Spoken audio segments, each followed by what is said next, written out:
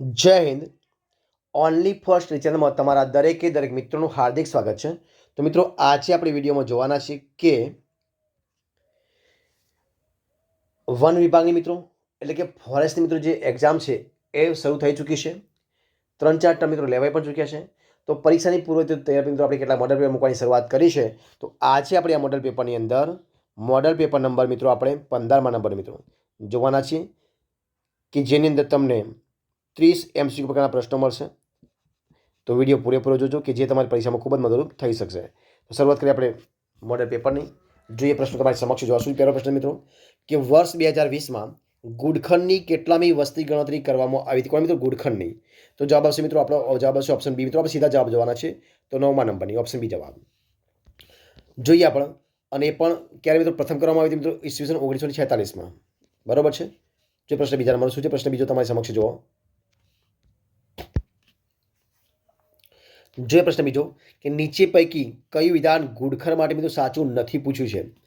તો મિત્રો તે વાગોળનારું પ્રાણી છે. આ વિધાન મિત્રો ખોટું છે. એટલે જવાબ શું બનશે? આપણો ઓપ્શન સી. બાકી બધા સાચા છે એ પણ જોઈ લઈએ. તો કે તે ગધેડા કરતાં કદમાં મોટું અને ઘોડા કરતાં નાનું હોય છે ઘુડખર.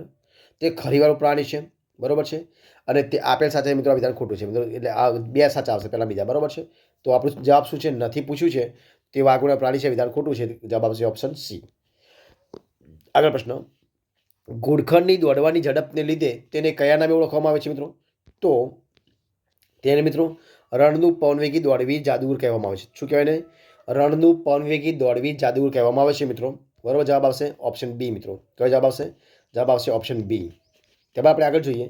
અને અન્ય નામો મિત્રો એને કહેવાય જંગલી ગધેડો પણ કહેવાય, રાણી ગધેડો કહેવાય ને ખર પણ કહેવામાં આવે છે. તેમાં જોઈએ આપણે આગળ કે ઘુડખર પ્રજનન કઈ ઋતુ દરમિયાન કરે છે મિત્રો? તો મિત્રો એ ચોમાસામાં કરે. જવાબ આવશે ઓપ્શન સી. ચોમાસામાં મિત્રો એ પ્રજનન કરે છે. જવાબ આવશે ઓપ્શન સી. તે ચોમાસામાં પ્રજનન કરે છે અને બીજા ચોમાસામાં એક જ બચ્ચાને જન્મ આપે છે. આગળ જે પ્રશ્ન આગળ તો શું છે?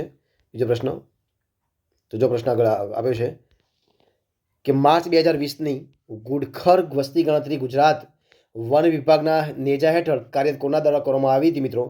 તો જવાબ આવશે ઓપ્શન સી. WAPA એના દ્વારા. ઓપ્શન સી જવાબ આવશે. મતલબ મિત્રો WPA મતલબ એનું ફૂલ ફોર્મ શું થશે? તો વાઇલ્ડ એસ પોપ્યુલેશન એસ્ટિમેશન એના દ્વારા કરવામાં આવી હતી. જો પ્રશ્ન આગળ મિત્રો 20મા નંબર 6થો પ્રશ્ન જોઈએ આપણે. તો કે 2020ની ઘુડખર વસ્તી ગણતરી કેવી રીતે કરવામાં આવી મિત્રો? તો એની મિત્રો ગણતરી કરવામાં આવી હતી GPS સિસ્ટમની મદદથી કરવામાં આવી હતી અને ડ્રોન કેમેરા ઉપયોગથી કરવામાં આવી હતી. જવાબ આવશે ઓપ્શન એ અને બી બંને, એટલે કે ઓપ્શન ડી જવાબ. જે પ્રશ્ન આગળ આવજો. બ્લોક કાઉન્ટ મેથડથી અને ઓક્યુલર કાઉન્ટ મેથડથી.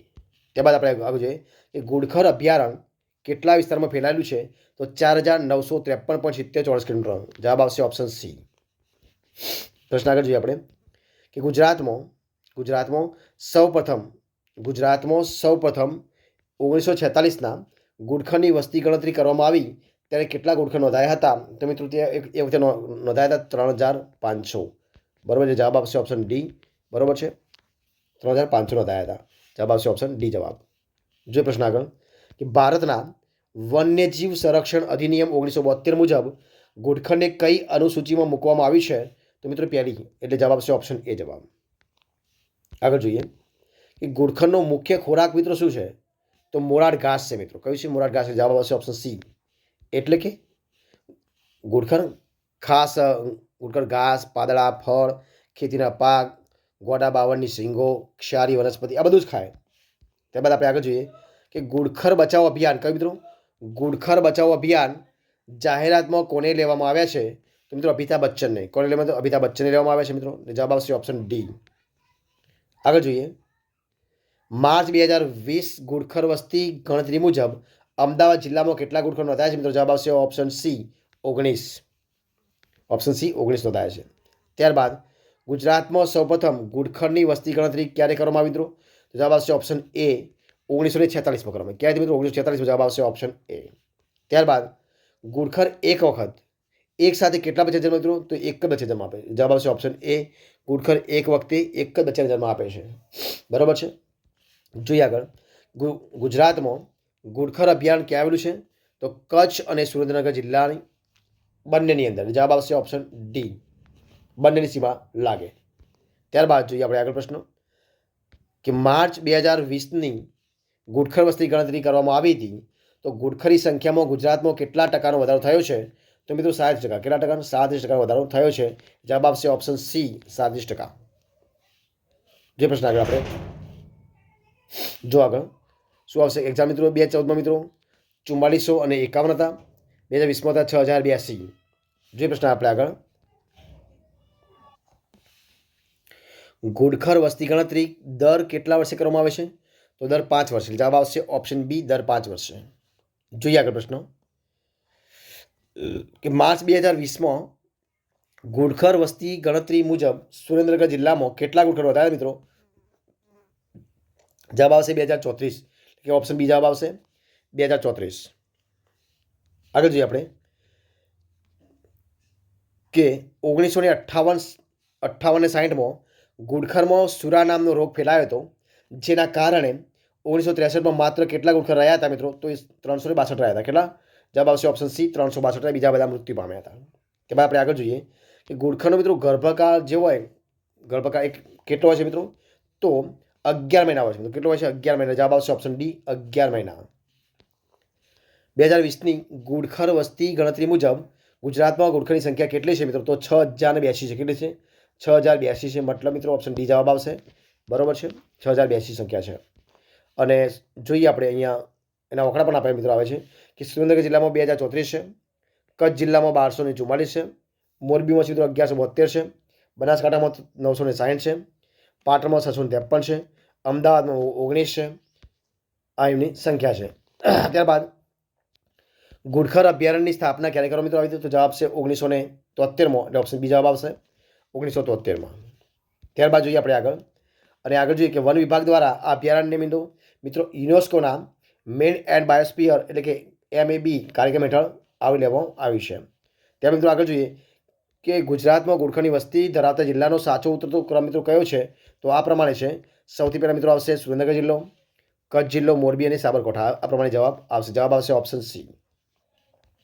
આગળ જોઈએ ગુડખર જોઈએ મિત્રો તો કે ગુડખર ખેતીના પાકને કેવી રીતે ખાય છે તેની ખાસ નોંધ છે. મિત્રો પાકનો ઉપરનો અને નીચેનો ભાગ છોડી વચ્ચેથી ખાય છે.